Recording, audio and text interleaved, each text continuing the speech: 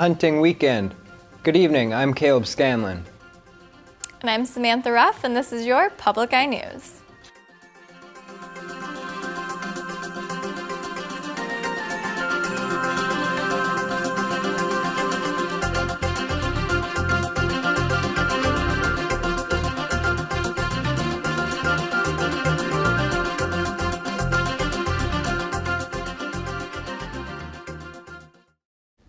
Marquette held the first People's Climate March on Sunday. The march began at the South Beach area located next to the Shiras steam plant. Although the weather wasn't as hoped, people from the community came anyway to march in support of the United Nations upcoming climate summit. This walk is only one of many walks nationwide, but it's nice for the Marquette environment to show support. With the turnout, it has been said that the march could happen annually.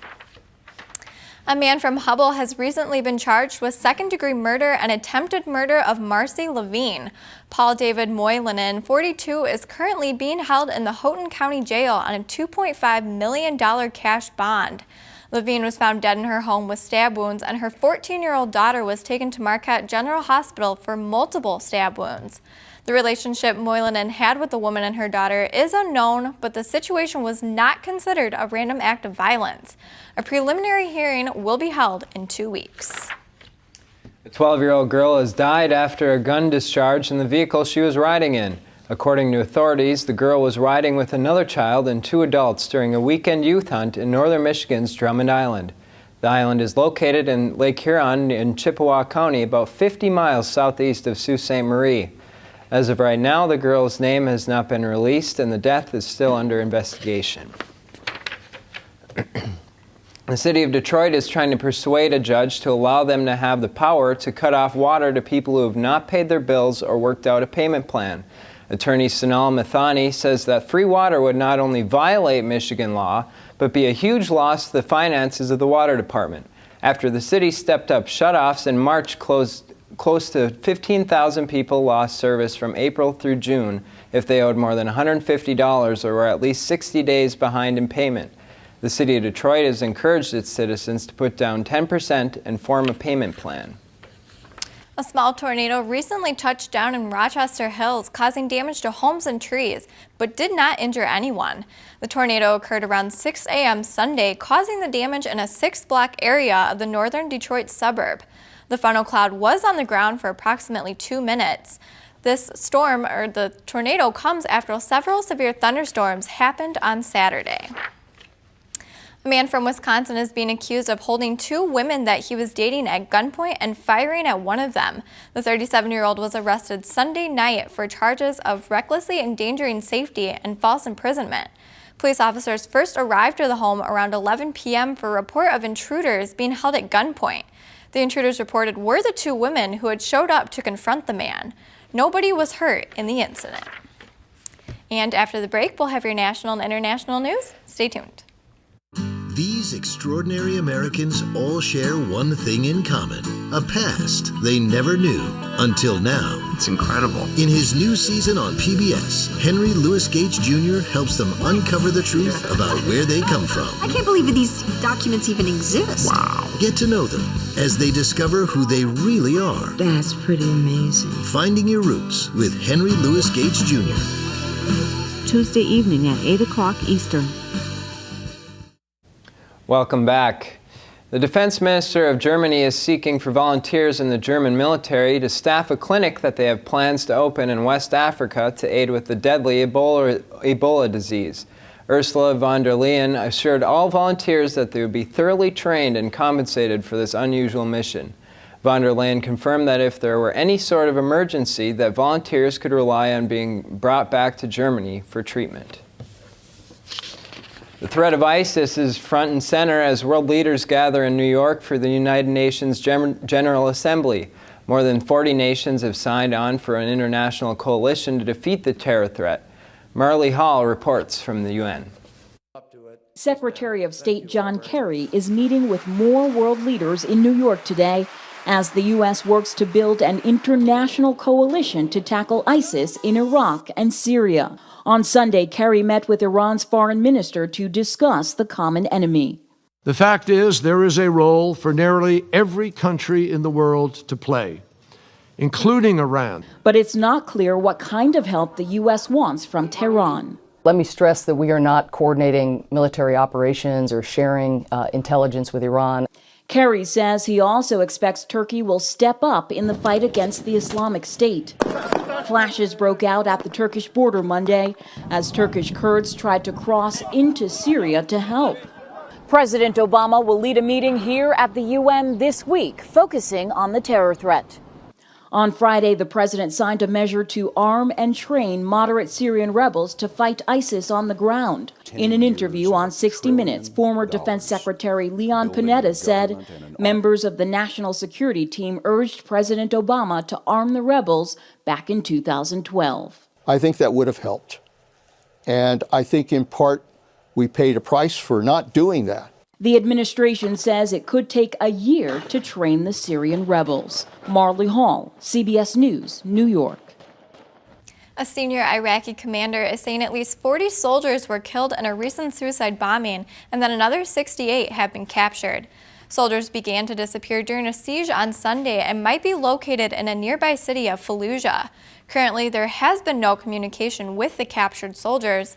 A second official said 700 troops have withdrawn from the area following the attack. Security around the White House is stepped up today after a fence jumper made it into the building this weekend. Brooke Silva Braga is at the White House with more details. Omar Gonzalez, a 42-year-old Army veteran, is due in court today, charged with entering a restricted building while carrying a deadly or dangerous weapon. This video shows Gonzalez sprinting across the north lawn of the White House. The suspect made it through the north portico door before Secret Service tackled him. Gonzalez was carrying a 3.5-inch folding knife in his pocket. The first time this has ever happened in history. Investigative journalist Ron Kessler is the author of 2 books on the Secret Service. He says agents should have been more aggressive. He could have had weapons of mass destruction, biological, chemical, radiological. He could have had a bomb that he would detonate. The Secret Service issued a statement saying its officers showed tremendous restraint dealing with Gonzalez, but it also said the location of Gonzalez's arrest is not acceptable. Right now, tourists are allowed right up to the White House fence, but the Secret Service is considering changes that would keep tourists farther away. There may be a higher fence where they could get to him a little quicker before they could get over it. But it would kind of stink that if we'd move back further. There are already more officers near the White House, and the agency is considering a plan to add security screening for tourists coming near the building. Brooke Silva Braga for CBS News, the White House. Apple has set a new record after selling more than 10 million iPhone 6 and 6 Plus models in the first 3 days after the phones went on sale. The iPhone is currently available in 10 different countries and will be available in 20 more beginning this Friday. The new model has a larger screen along with faster performance and a wireless chip which allows for making credit card payments. CEO Tim Cook says that the demand so far has exceeded the company's expectations. In Anchorage, Alaska, a reporter revealed that she owns a medical marijuana business and was leaving her job at the TV station to advocate for the drug. KTVA's Charlotte Green identified herself as the business owner and would be giving all of her time and energy fighting for freedom and fairness for the drug and its users. Green then used an explicit term to quit her job and walked off the camera during a live broadcast.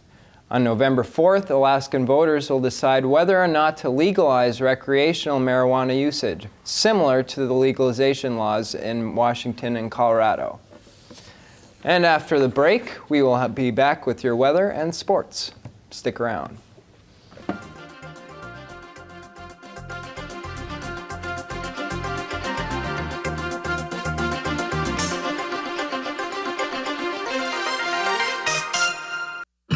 American Masters presents The Boomers. People of my generation were in a hurry to be the first of everything. The new theory of consciousness. Sex, drugs, and rock and roll. I never set out to shock anybody. Women's liberation. The personal computer. To participate in spaceflight. We thought we could rule the world. I come out swinging. Anything was possible. Meet the boomers who made the list. The Boomer List. All right, okay. On American Masters. Join us Tuesday evening at 9. Welcome back to Public Eye News. I'm Georgia Breen with your weather. And if we take a look outside, it's really nice, and it looks like the nice weather is going to be staying around for a couple days, so that's a good sign. And currently it is 67 with the winds out of the west-northwest at 9 miles per hour and a pressure of 30.11 inches and steady. And tonight it will be clear with a low of 54 and the winds out of the west at 9 miles per hour. And tomorrow will be sunny again with a high of 65 and the winds out of the northwest at 9 miles per hour. And let's take a look around the UP. In Sault Ste. Marie, it's 57 and cloudy. Manistee, it's 64 and cloudy. Escanaba, 64 and partly cloudy. Menominee, 65 and partly cloudy. Iron Mountain, 64 and partly cloudy. Ironwood, 63 and partly cloudy. And up in Houghton, it's 64 and sunny. And back here in Marquette, it's 67 and partly cloudy. Let's take a look at the 3 days ahead. On Wednesday, it'll be a high of 72 and a low of 53 and mostly sunny. On Thursday, a high of 73 and a low of 54 and sunny. And on Friday, a high of 72 and a low of 55 and sunny. So what about them Packers? I'm really upset that they couldn't take the win. Well, Georgia, they certainly have another opportunity to take it against the Lions in Week 17, but this week, the defense really shut them down. The divisional matchup between the Detroit Lions and Green Bay Packers, which is sometimes referred to as the Uper Bowl, kicked off yesterday with the Lions winning 19-7 against the rival Packers. Defense was the key component to Detroit's victory after pressuring Green Bay's quarterback Aaron Rodgers, sacking him twice and limiting him to only 162 passing yards. The defense managed to put up points for the Lions twice in this game after cornerback Don Carey scooped and scored on a 40-yard fumble return, and a DeAndre Levy tackle on Eddie Lacy made in the end zone resulted in a safety. The only Packer points came after a connection from Rodgers to Andrew Corliss late in the first quarter. The Packers will seek revenge on Week 17 in Green Bay when they host the Lions team who hasn't won on Lambeau Field since 1991. The Minnesota Vikings do not foresee star running back Adrian Peterson in their near future, following a botched attempt to activate him this past Monday, only to reverse that decision Wednesday by placing him on the commissioner's exempt list.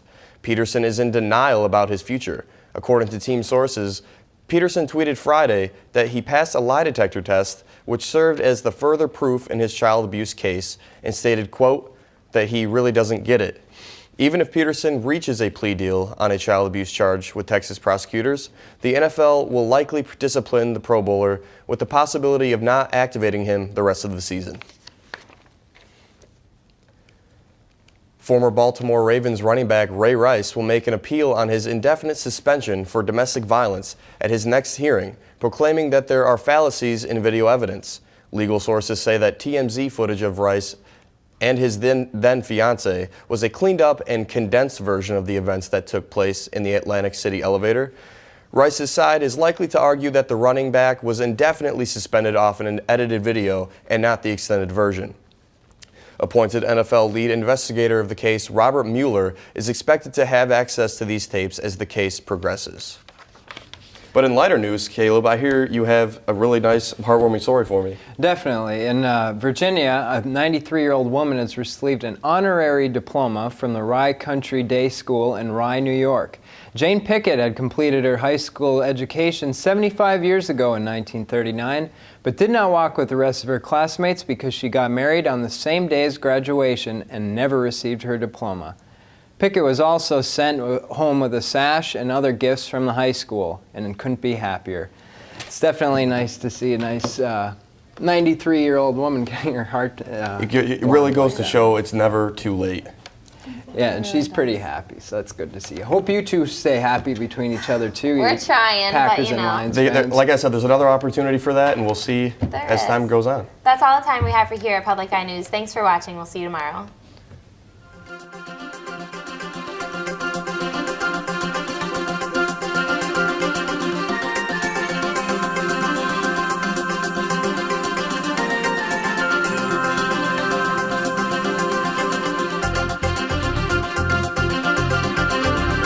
The preceding program was produced in studios located in the Edgar L. Hardin Learning Resources Center by WNMU-TV, Northern Michigan University Public Television.